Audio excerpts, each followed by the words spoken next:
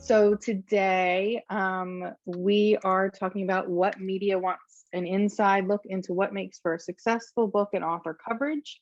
While every author knows that they want media coverage for their book, it's often a seemingly mysterious process.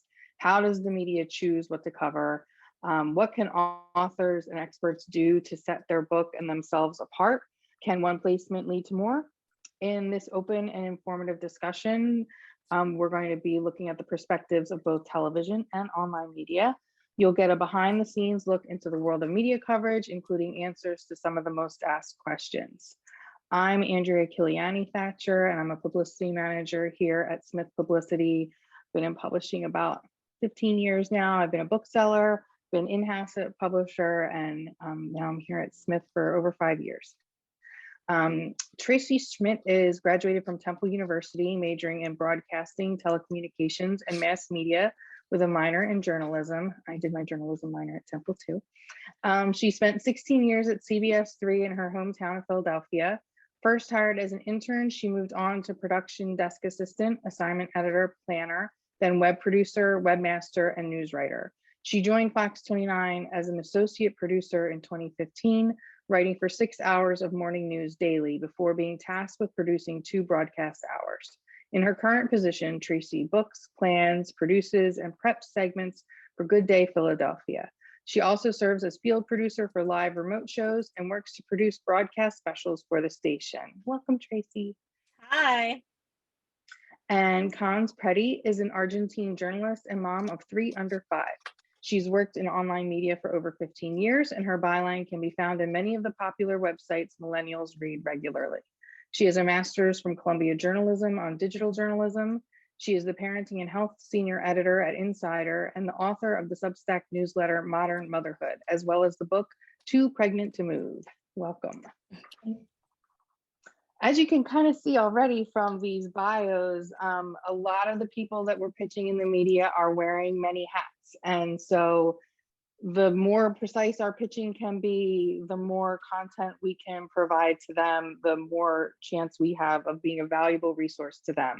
I think just kind of setting the scene a little bit, a lot of people when they first start pitching media can kind of come at it from the perspective of, I have this amazing story to tell. Everyone should want to hear this story. How can I get people to help me tell this story? And that's absolutely what you want to be doing, but we have to remember that from the media perspective, they have stories and audiences that they're serving. And really the question you need to ask is, how can I serve their story? How can I give them content that is good for their audience? How can I fit my book into their content plans? So that's kind of, the attitude we want to adopt when we're pitching the media. They're not doing us a favor. I mean, they are doing us a favor. We're not doing them a favor by blessing their station. I always like to just set the scene with that a little bit. So we'll jump right into some of our questions here.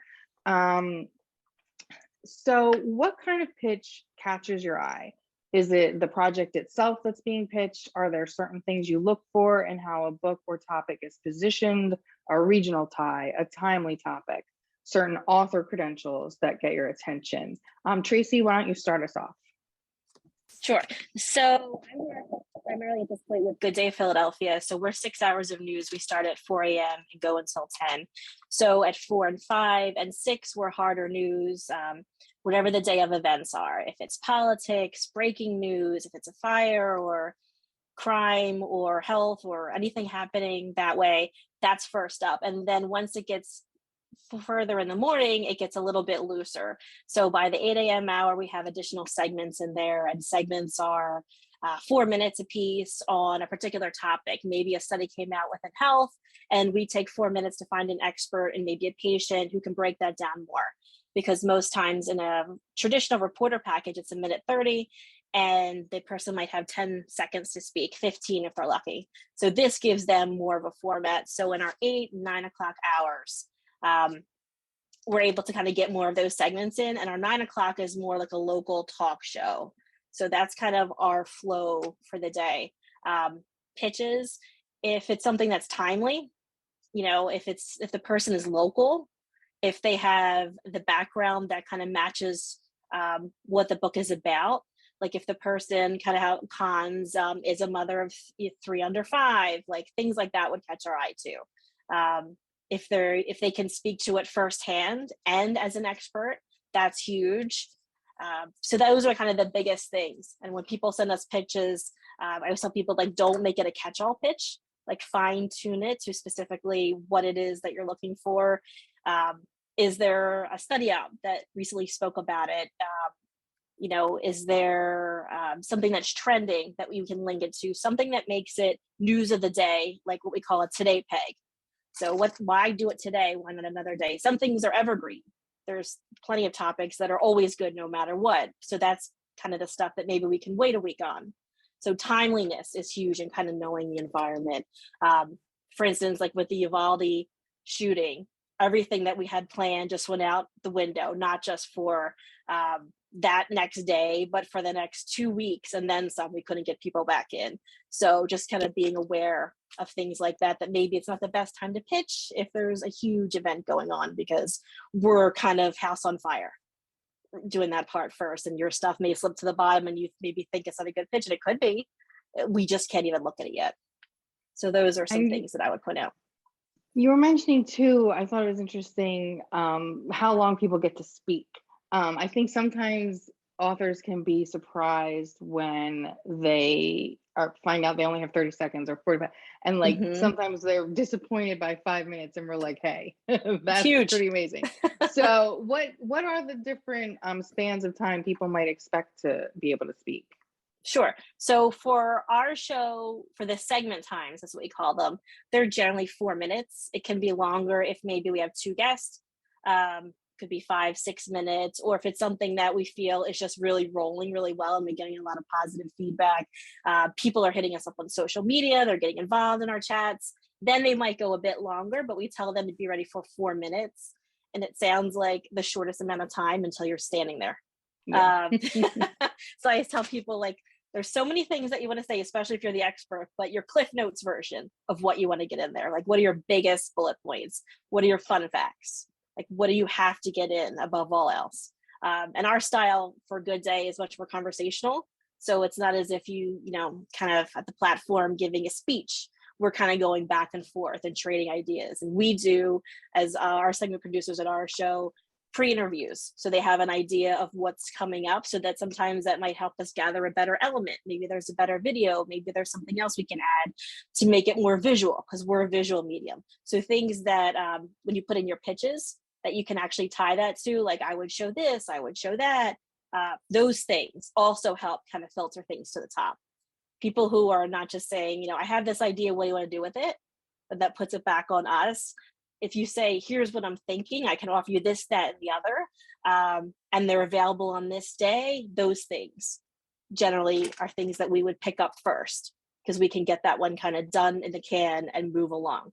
Because we prep in advance, but when it comes down to it, like I said, breaking news, we might have to just rethink everything.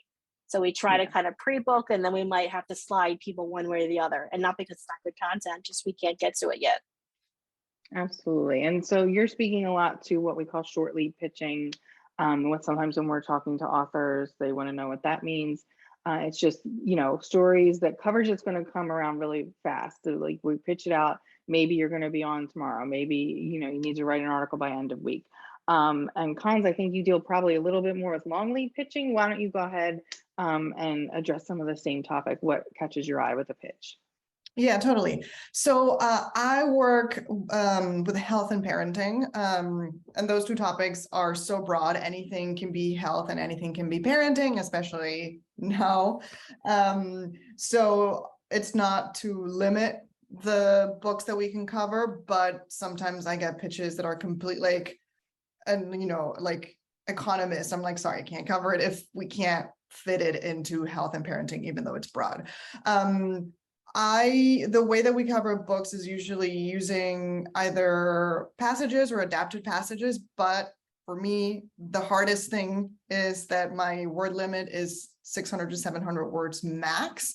And that is sometimes hard to work with, because obviously people have written an entire book on this topic and they want to include as much information. And I'm like, if you give me a draft with over 700 words, I'm going to send it back because that's just the limit. It's kind of like the 30 seconds that Tracy has. I have 700 words and you need to tell me that story in 700 words and that's it. Like Tracy mentioned, we also have to throw out weeks of planning when there's breaking news, which is the case for me. For example, with the formula shortage, we had to completely trash our month and focus on that. And so things get pushed back. And unfortunately, book coverage is one of those things because we have a longer run that usually gets pushed 2 months back. And this year has been relentless because for me it was the formula shortage, then Uvalde, then Roe. So I've been basically changing my week every week. And when there is an opportunity to tie in a book or an author that can speak to one of the things that is happening, great.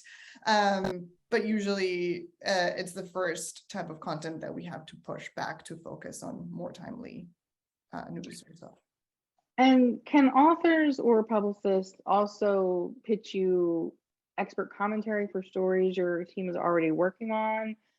Like, can they find ways to be part of your content without it being necessarily an excerpt, like an original article? Like if their book isn't really about the formula shortage, but they can write to that, could they pitch something? Could they, pivot their pitch during a breaking news item?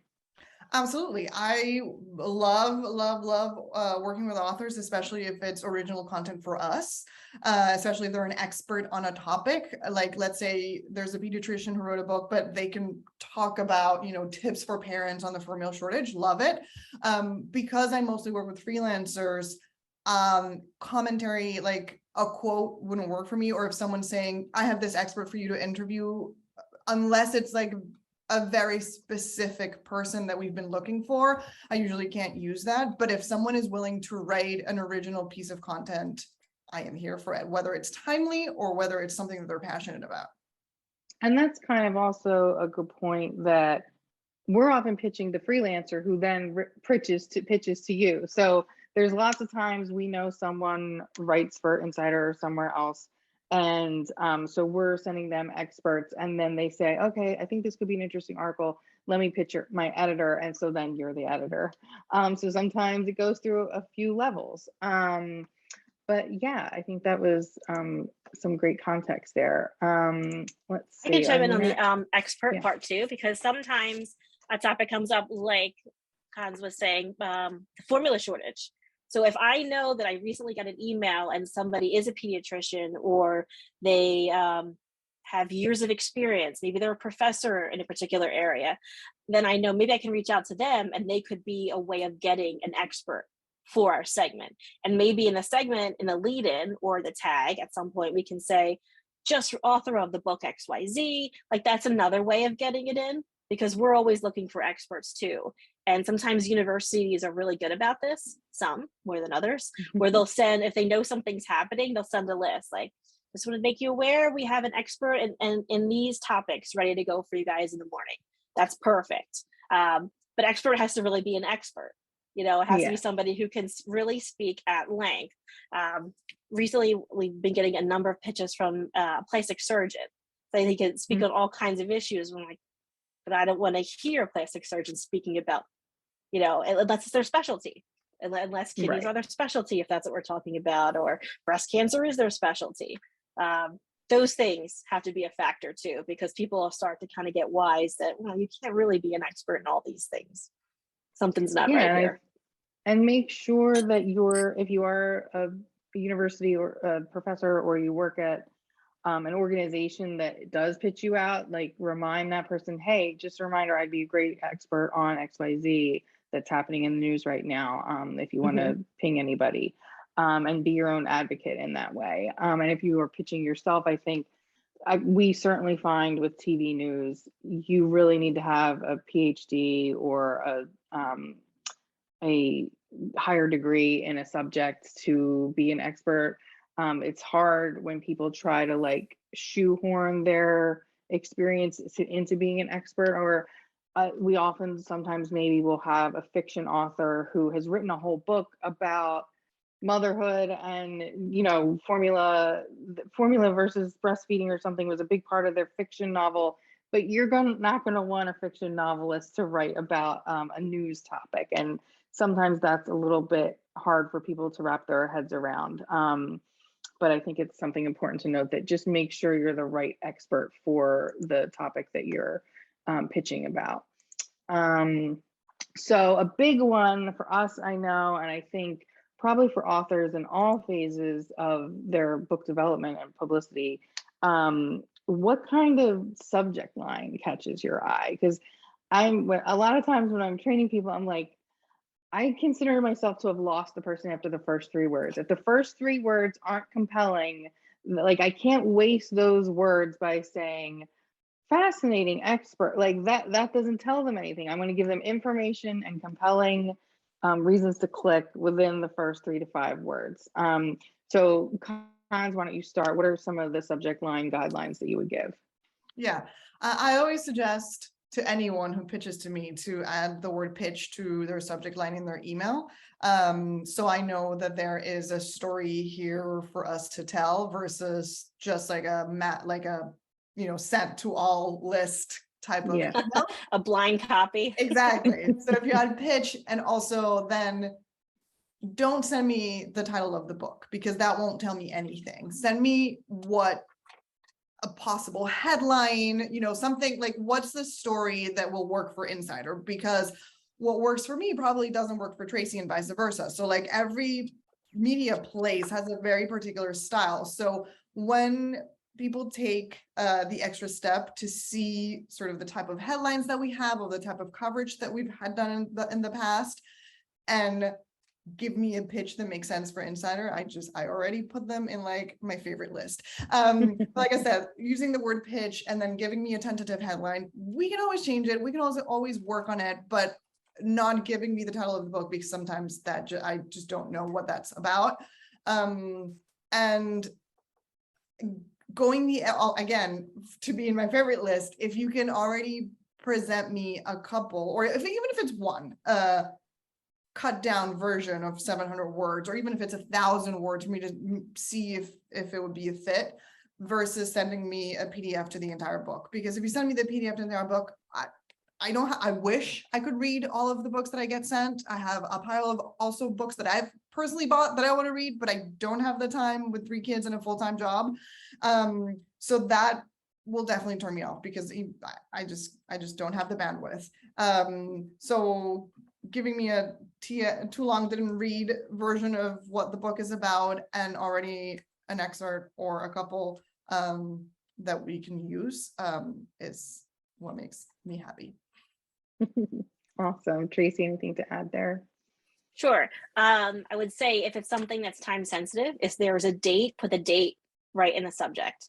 And if it's something where it's the first ever, or it's the longest something, if there's some kind of superlative in there that may make me go, oh, really? Well, let me check it. Or if somebody's local, we're big on local people do good, so if it's a local person who happens to have done this task, then that will obviously give it some eyes too, because people love that. If there's a certain neighborhood that you can shout out, or county, anything like that shows that you really are from here, that helps too. And as far as what she's saying, like too wordy, true, because you can kind of get lost in all the words. So I love like fun facts. If people can hit me with a few things, or sometimes they'll say tips or tricks, I'm like, okay, that sounds fun, but like I need some examples. Like, is there enough that I can get 4 minutes out of it? Do you have enough? Or is it something where it's obvious? Does everyone already know that? Then it's not really worth putting on. So little things like that. I know people don't. You might be losing Tracy a little bit. I know it's stormy where I am, but so I think too, in terms of tips and tricks and adding things into your subject, into your pitch, I think a lot of times the pitch can be very general. Is it more preferable for us to, I think is, as someone else mentioned, it's kind of your instinct to say my book is for everyone, but we kind of always say, if you say your book is for everyone, it's actually for no one. Nobody wants to hear that, but how do we dig down to the audience and provide you with some more actionable? Do you like tips and tricks? Do you like a list? Less so for the excerpts and the 700-word things, but for pitching that is more towards like what kind of stories are getting written. Totally. So we absolutely do not do lists, which is something that I always have to do. Even with freelancers, I'm like, no listicle. I worked at BuzzFeed for 6 years, so I'm very listicles. And I love them, but we don't do them in Insider. It's more of, if we were to have someone write an original piece, it would be more of like an essay type of content. We like to keep it first person. We can add anecdotes, but definitely not listicles. And again, Insider, it's very particular in the type of tone. And I think that's part of the magic of why our stories do so well. And so I think when it comes to book coverage, memoirs do incredibly well for us, because those are just basically a bunch of personal essays put together in long form, right? So keep in mind things like that. We like tips and tricks, but again, as long as they're not a list of tips and tricks, but things that have worked in the past. For example, we had an author who is also a mom of two and moved from the US to Portugal, and she pitched tips for parents who want to leave the US and how to do it. Completely not related to her book. We linked to her book at the end, but because she went through it personally, we went with that personal essay, and it was a hit for us. So we can do tips in that way, sort of like, I went through this and this is what I've learned about my experience.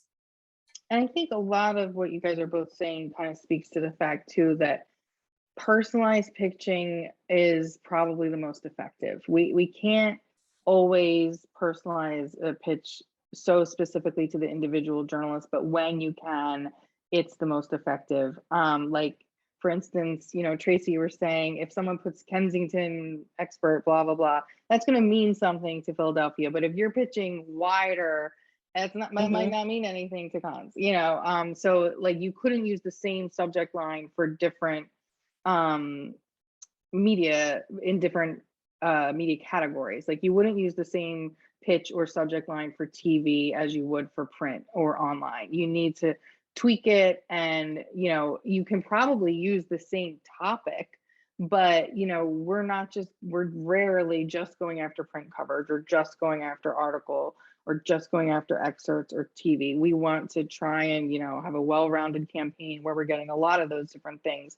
So I think you can take the same topic and just consider how you would tweak it. You can't really send the same pitch to someone like Tracy as you would to someone like Conz. So I think that's something to keep in mind as well.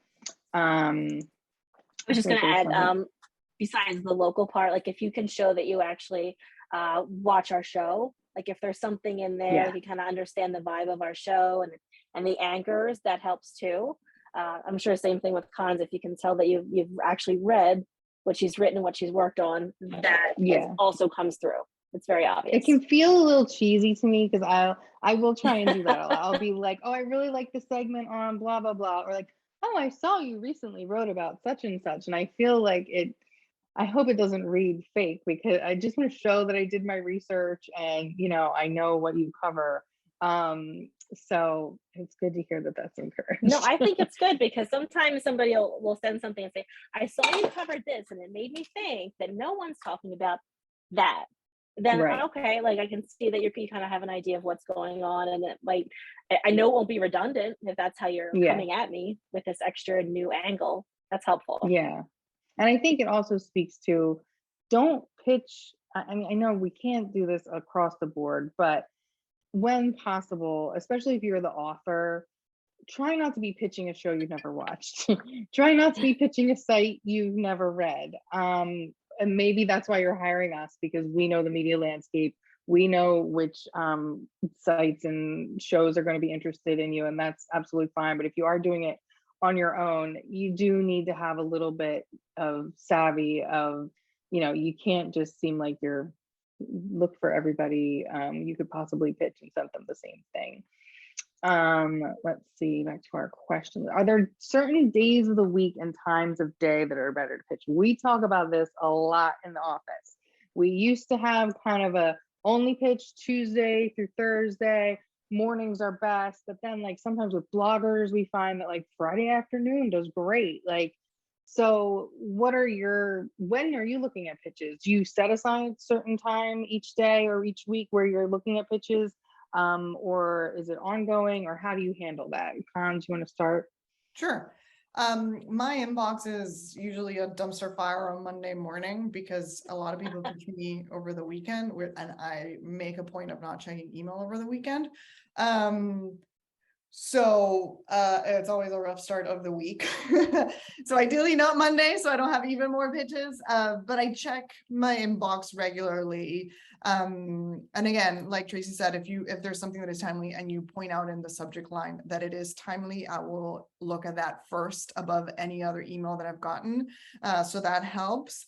But again, I look at my inbox all day long and I'm assigning stories every day. There is no day that I take time to assign. So as long as it's not like Friday at 6 p.m. because I'm gonna again be having so many emails on Monday, any other time of the week works. Tracy? Similar. Monday's the worst.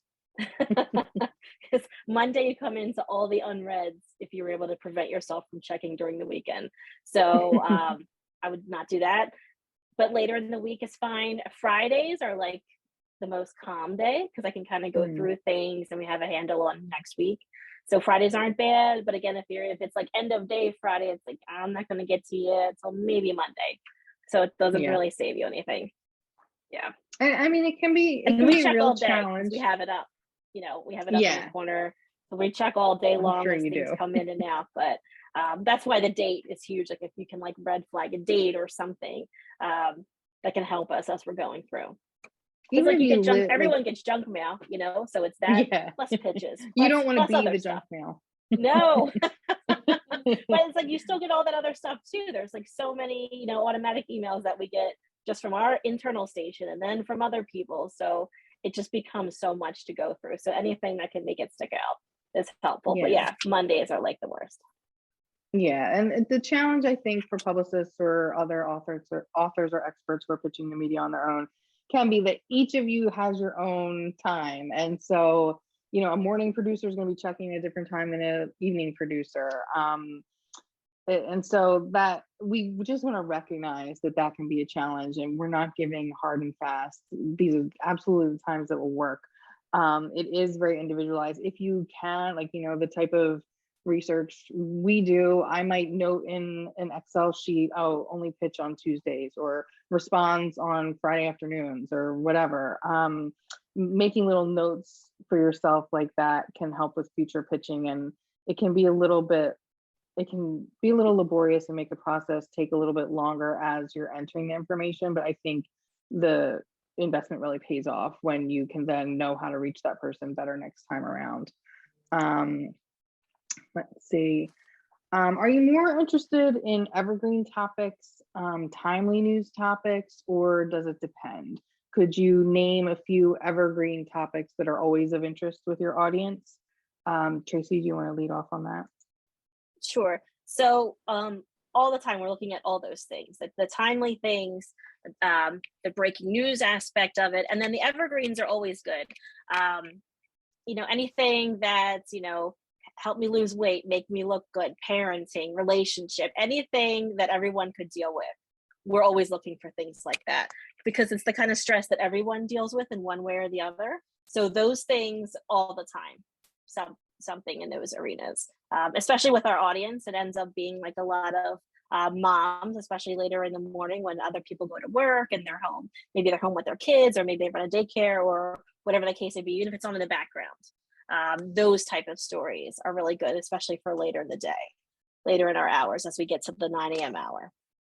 And but any of those catch your eye that kind of goes against stereotype, like, we're naming topics and we're kind of, capturing topics that maybe have been traditionally women's topics. If someone goes against that in some way, can that help them get through if it's not That can be about, something too, like, something that's if it's surprising to you, or if it's like, it's the first person to hold this title, or that like never before has someone been able to do these two things together.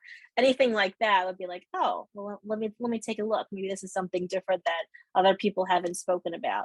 Or if they've not, if we're the first person to have it, obviously it's a huge thing. yeah, Being first, if there's something, there's value to that as well. And sometimes we'll see something on each other's station because we all watch each other. We all have, at least in TV, other monitors up, and we're checking websites to see. So everyone does that, it's kind of like, peeping out and see what other people are doing on social media, TV, and elsewhere, just to see where we are compared with other people. And sometimes, we chase each other. Depends on what the topic is. we've had that happen. Yeah, it doesn't And we mean put it's over. exclusive in the subject line sometimes if we can offer an exclusive. And as someone pitching, it can be important to keep in mind too, okay, if I pitched you an exclusive at 10 a.m. and it's a topic that's mostly for today, then by 12 p.m. I might be pitching somebody else, but we can't do it too soon because what if you get back to us? And so it's a real balancing act. Sometimes we'll have a issue where we've pitched something out to maybe 10 top tier outlets. Maybe it's an article and like one person gets back to us and then a much larger outlet gets back to us. And then it's a discussion with the author about the value of each opportunity, things like that. So it's worth noting to be careful when pitching an exclusive that you truly are offering someone something that you'll be able to say is an exclusive even 5 hours from now or whatever. If somebody already was talking about it and maybe the other person, we take a different angle. Yeah. That's not out of the question either. I'm like, well, what they never talked about was this. So that's how we're going to go about it. Or we're going to maybe try it ourselves instead of just talking about it. Maybe we have our anchors get involved and do it. That could be another way to make it different, even if it's something that a bunch of people are speaking about. Awesome. That's a great tip. Conz, anything kind of different or similar for print and online? No, it's similar. I mean, I focus both on evergreen and timely topics. Like, I just feel like if a story is a fit for insider, it doesn't matter whether it's evergreen or timely. Like, if the story makes sense for our audience. And I agree, like exclusives are great. Also, just because another online publication, let's say we're going with a memoir, right? And it's like an adapted essay, just because another publication already covered the book, let's say a New York Times book, doesn't mean that we then will immediately pass, because if there is a chapter or a passage or whatever from the book that makes more sense for us, we are more than happy to also run it and link to the book and, sort of help with publicity in that sense. So it's all to say that it's very fluid and it just depends on the pitch. Yeah. Let's see. We talked about this a little bit. You mentioned short and sweet, but what's the best pitch length? Is it better to just include a quick paragraph, or are you interested in seeing longer pitches with potential talking points, expert bio, links to their website? What is the most useful pitch for you?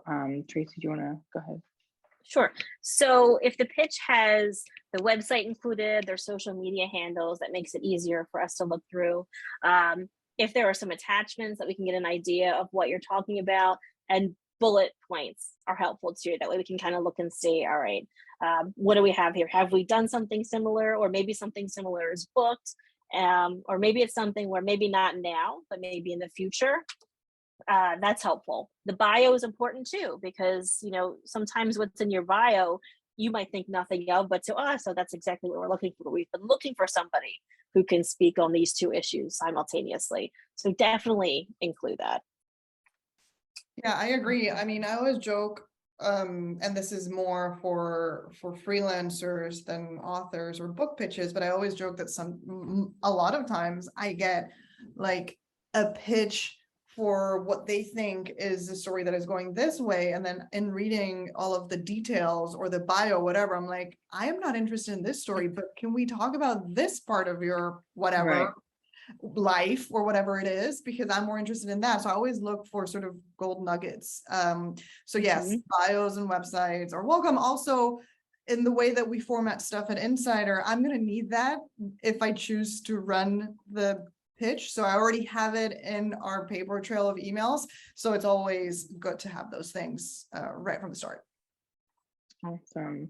I think I'm going to move over to questions from the chat.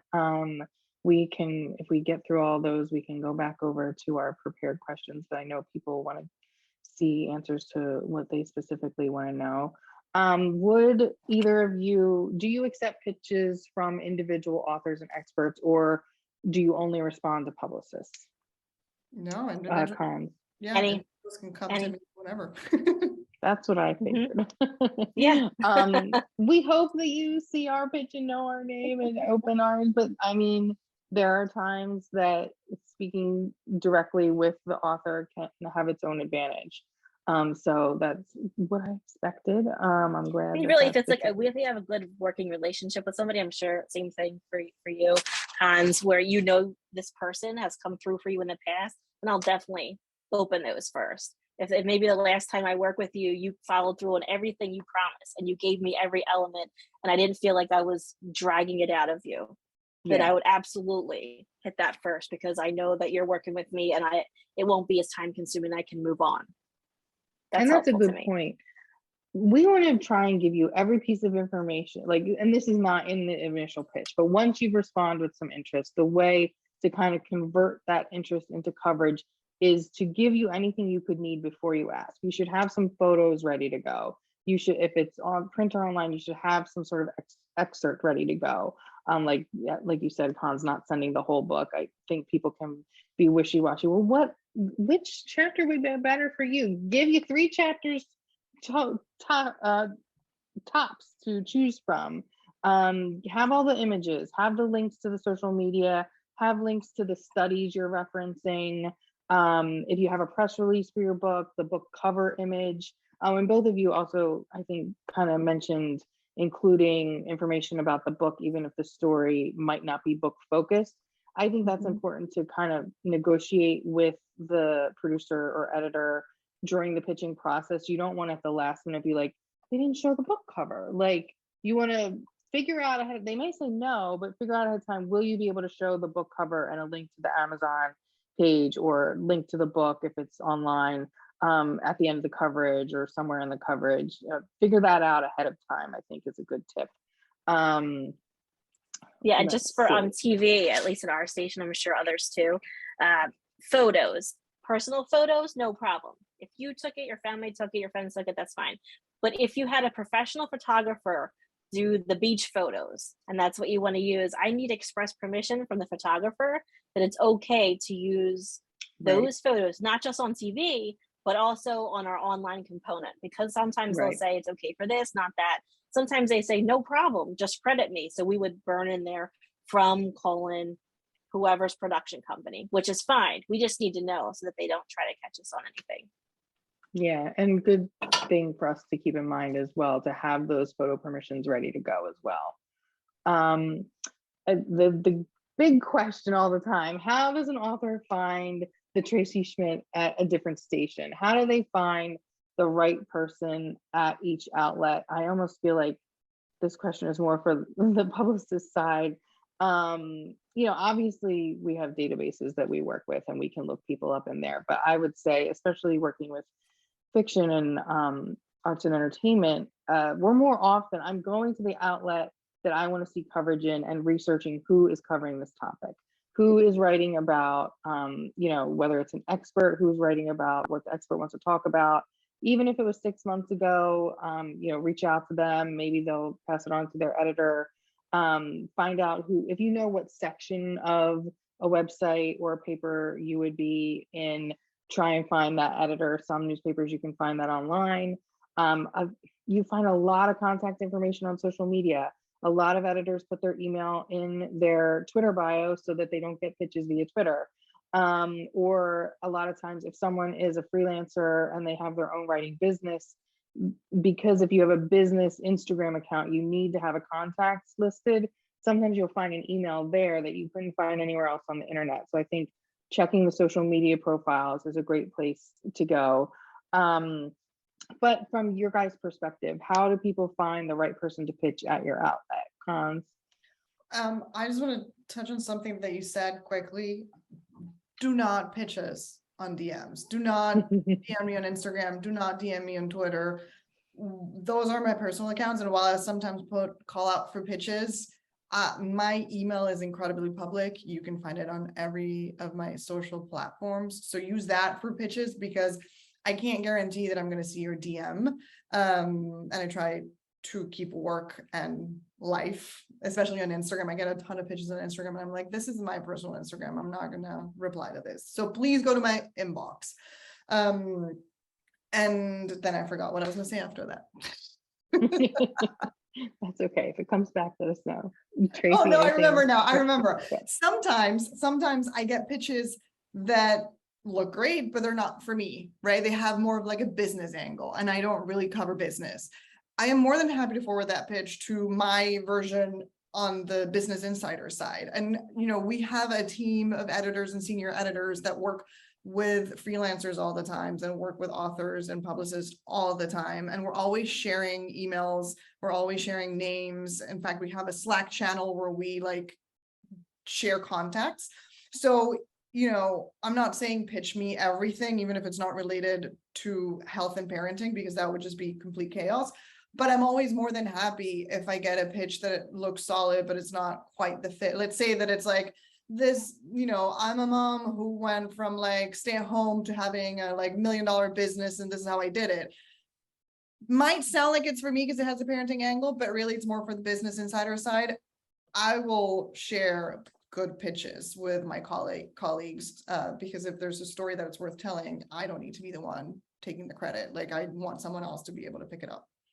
Yeah, I do the same. If I get something and it's not the right fit for morning, I'll send it to the weekend people. I'll send it to the night folks, and they'll do the same for us too. So that doesn't mean like it's dead in the water. We can forward those things on. And on the flip side, if maybe we had you in and you talked about your book and we turned it into a segment that was relatable, if you had a good appearance, and the anchors liked you, we had good feedback, because we have post meetings every single day to talk about what worked, what didn't, what could we do differently. And people say, you know, keep that person in mind for the future. We do that. Like we can go back to people and say, hey, you were really great on this topic. Would you be interested in that? Like it can turn into a future us asking you guys if it's something that would fit. And that kind of brought up something. I think it's a little bit more with the national networks, but do you not need my expert because you have an expert on retainer? Sometimes there's somebody that we have to go to first. But if they're unavailable, then we're completely free to move on. Or sometimes we do have somebody, but we just used them yesterday and we don't want the same face. So it doesn't mean that there's no chance. We just kind of have to go through sometimes a certain order. Yeah.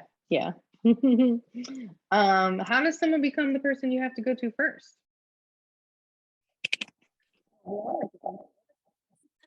I don't think we heard you. We all like to think that we're going to be the first person, but for that, like at our station, we have a medical doctor who's been with us like for decades. So he's like our go-to, Dr. Mike, and he's got so popular, he's so fast with everything, and he's so like TV savvy that even the national Fox O&Os become, right.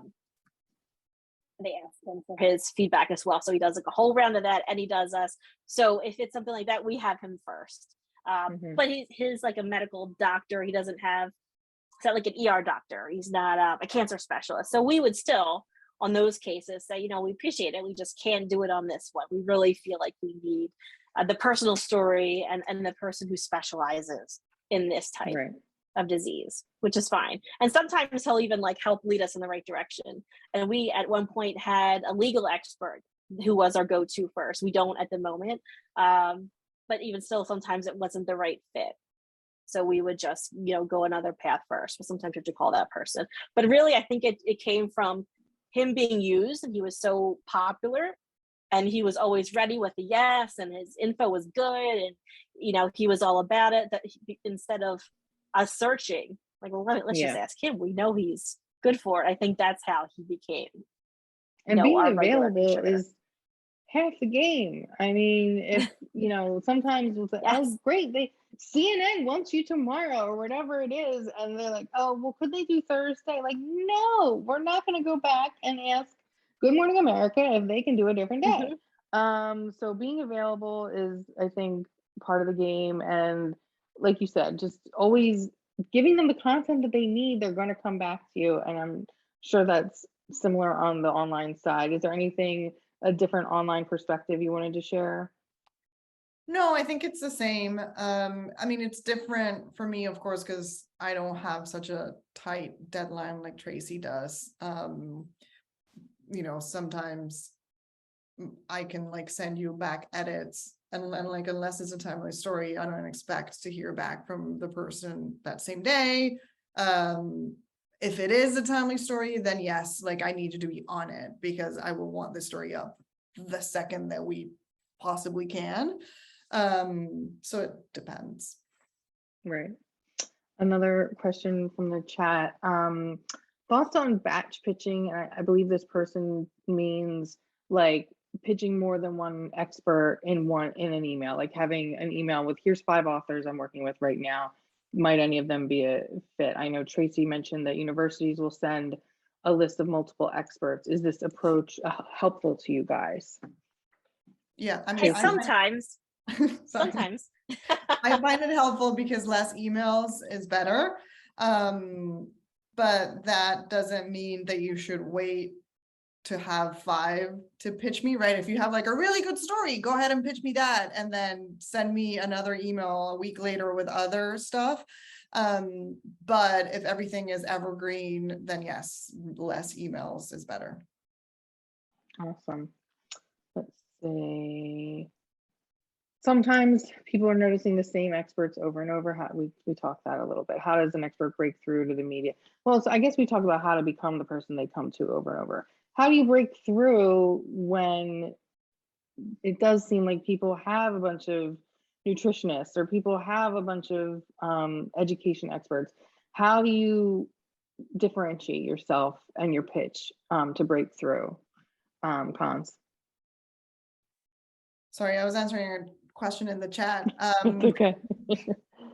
Please. I was gonna say, I feel like I sound like a broken record, but really knowing the type of stories that Insider publishes and understanding the difference between the sections, and also the fact that there is Business Insider and Insider, and our tones are very different, and our audience is very different, and what works for one doesn't work for the other. But also, just because I reject a pitch doesn't mean that that's it, you're blacklisted for life. Like, I'm here for pitches. I'm here for stories. I want to tell really diverse and unique stories. So like, keep sending them to them.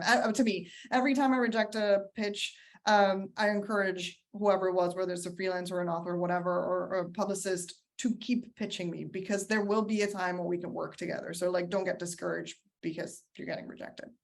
Right. And sometimes it's a no, and not, sometimes it's a no, and sometimes it's a not now. And maybe it's because something that you're unaware of. It's not personal. We may be having something already booked, and that's the reason why, because it's too similar to something else we've done, or we recently spoke about that, so we need to wait a little bit, so it doesn't sound like we're being redundant. It doesn't mean it's not solid. Sometimes it's just a pre-plan that's already in motion. So don't take it personal. Just keep pitching. It's sort of along the lines of don't take it personally. If your pitch goes unanswered, how should you follow up? How often? Should you have a different angle when you do follow up? I think we do a lot of follow-ups, and we do that because we find more coverage comes from the follow-up than from the original pitch. If possible, we try to bring in new information in the follow-up. Maybe it's, oh, by the way, we have a video clip of them on a different market station. Maybe we have a new article they just wrote for somebody else. So how do you handle follow-ups? What do you think about follow-ups? What's the best way to not be annoying, but check in? Tracy? I don't like a daily follow-up, but I'm okay. If it's like, it's been a week and maybe there's something else you want to remind me, just want to remind you that this is happening tomorrow, that's fine. Right. Because there's so much stuff that comes in and, sometimes something might get skipped. That's okay. That's totally fine. But if it's like the daily, or if you do like the whole round, if you email it, text me, hit me up on my office line, then I just feel like, yeah. That's kind of an interesting point. How much pitching, or how many pitches do you accept or talk about over the phone? I like everything in writing first, personally, if possible. That's somebody that I work with pretty often. They'll say, hey, I have this thing happening on Tuesday. Is it something that you're even interested in? If yes, I'll send it. Sometimes that just from working relationships. But if it's in writing, then as you're talking to me, I can read it. So if you send it and just say, hey, listen, I wanted to follow up and we've worked together before, then I can hold on a second, what's the subject? Bring it up while I'm talking to you. Right. And kind of go through it and let you know. And that comes from just good working relationships. Yeah, but I know a lot of people don't even answer their work phone. It's almost like your house phone. Who's calling you on your work phone? But email's best for me. I had to remove my phone from my email because of how no one in this Zoom. I don't think but I've had do publicists and PRs basically harass me for coverage, like calling me on weekends, sending me text messages. If I don't set up a call with you, I am not going to pick up my phone. Like that, I work on email. I can't imagine texting a journalist that you don't already have a relationship with. No, that's crazy. Zero relationship, just being like, hey, I have this really good story for you. I'm like, no. So I had to delete my phone from all of my emails because like Tracy said, I rather see it in writing and take the time to process it and click all the links that are available for and see who this person is before even talking. So if I don't set up a call, then don't call me. But also I work better on email. So most likely our relationship is all going to be just back and forth and email, Google Docs. Awesome. We have more questions than we can get to. For TV, is it helpful to share past clips of the expert? I think that we would say yes. Is that right, Tracy? It can be, especially if it's something we want to get an idea. Like if we're giving you 4 minutes to talk, then that would be helpful. Yeah. If you don't have it, that's totally fine. That doesn't mean no. But if you happen to have it handy, or if it's something where the person has maybe a difficult first or last name, give us an idea, like maybe how to say it. That's helpful. Or sometimes we can watch it and say, okay, let me see what they even did for elements. What did they offer up? What can we show? Yeah. Because we need something more interactive. And we'll often say, if you don't have a TV clip, have you done an Instagram Live? Is there a YouTube interview somewhere? We just want to show the producer that what your on-screen manner is like, so that they're not afraid of an unknown entity. For print, are you more keen to run excerpts from books from traditional publishers versus self-published authors? Is the big one. Both. I'm actually working with someone who is a self-published author. She was in a car accident and is now in a wheelchair, and she's a mom, and she wrote a book about her journey as a parent on a wheelchair, and we're publishing actually 2 adapted passages from her book. And great. I'm fine with it. Tracy, and I agree. A good pitch is a good pitch. Yeah. I think there are book review opportunities that can sometimes feel closed to self-published authors, but that I think for news tie-in coverage, whether it be online, topical coverage, online or broadcast, I don't think people tend to care too much. I think especially with social media, people can be their own advocate, so they can put something up and send it. If whatever you did happened to become viral or you're getting a lot of play, you could even use that as something that you write, hey, I'm getting a lot of people, and send a link so we can see that's, if we see there's views and how many followers, that stuff can sometimes come into play too. We're, it's not just you pitch us, and then we kind of take that pitch at least at our group, to the team and just say, what do you think? I like this idea. Who's into it? So it's like kind of getting past like the first level, and here's what I'm thinking, and here's what it would look like. There's more to it. So if there's something else that I can add like, as like an extra point of value, do it, send it. Also, I think this will probably be our last question. I'm not sure if I'm going to have access to the questions in the chat after this closes. So if you do have a question that we haven't answered, if you want to copy it down, and if you want to, I'll give out my email. If you want to email me, it's andrea.thatcher, THATCHER, @smithpublicity.com, and then I will gather all the questions into one email to send you guys. But someone told me to have, this person was saying, someone told me to have a shocking or corny hook in the subject line to grab your attention, but sometimes it feels out there. Is it a good idea? Will it grab your attention for a pitch? Tracy? Maybe, if it's funny. Yeah. It's like puns. I mean, like, sometimes they work, sometimes they don't. Yeah. Sometimes and it can feel icky. It can feel icky to go with the most shocking part of a story. Like if it's, I had a book that was not a memoir, but a biography of a hairstylist from old Hollywood. And what ended up getting People magazine was this one, like probably 2-sentence part about he had done both Marilyn and Jackie's hair. And so like Marilyn and Jackie share a hairstylist. Like it was probably like less than a paragraph of the book. And that is what got probably the biggest coverage. So it can feel uncomfortable to kind of try and, it feels like you're exploiting a certain story. But if it gets you in the door with the editor and you're not like making stuff up or anything, I think just to say, if it's true, go ahead. Yeah, exactly. It's gotta be true. Gotta be yes, please. Number one rule. Conz, how about you? I agree. And at Insider, we love to tell what I call the holy shit stories. So if it's true and makes people go, holy shit, they shared a hairstylist that aren't true. Right. You guys are making me wonder. And again, it goes back to what I was saying of like the golden nugget. It's like sometimes someone will pitch me a story about something completely different, and then I see a line and I'm like, wait, can we go back to this part? So if you already know that you have that line or that quote, absolutely, it's not corny at all. Awesome. Well, thank you both so much. We really appreciate your time. We know how busy you are. Like I said, if anybody had a question that didn't get answered, feel free to email me. It's andrea.thatcher@smithpublicity.com, and I'll organize those into one email and try not to take too much of you guys' time with that. But we really appreciate it. So I wanted to give you each a chance. Where can people find you? How can they subscribe? How can they support your work, Conz?